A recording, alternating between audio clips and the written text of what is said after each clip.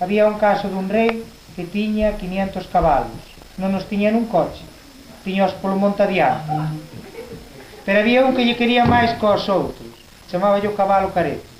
Era un cabaliño negro con unha estreliña blanca na frente. E nombrou a tres pa que lle coidara.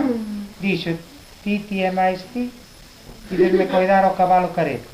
Pero tocouche. Daquela non valía dicir eu, quero. Pero díxolle, mirade ben como mo coidades, porque o día que o cabalo careto morra, a quen eu primeiro lle escoite dicir o cabalo careto morreu, corto o pescozo. E o traballo gustáballe, pero perder a vida non. E todas as mañás chegaban onde ao cabalo careto e decían que viva o cabalo careto, que viva o cabalo careto. Pero aos 4 anos apareceu morto. Quen lle vai dicir ao rei? E dixo un, que xa non quería traballar, dixo, non, eu non vou.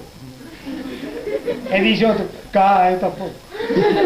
E o que quedaba non lle quedou máis remedio, dixo, bueno, pero vou dicir eu. E chegou onde ao rei e pideu audiencia, porque o rei non te deixa falar con el se non lle pides, por favor. Veñolle dicir unha cousa. E dixo o rei, dima. E faloulle, pero por señas. Dixo, mire, viñalle dicir que o cabalo careto... Non te entendo, fálame claro. Bueno, o cabalo careto...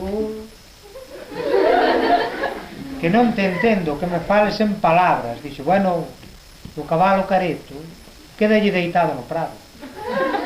E entranlle as moscas pola boca e saenlle polo rabo. E dixo o rei, logo é que morreu. Dixo, dixo usted, non lo dixen eu. Cortaronlle a cabeza ao rei e veu unha república. Foi un sistema sinxelo ou non? Era lista a persona que lle dou esa contestación ou non? Non só se librou de morrer, senón que librou ao país dun tirano.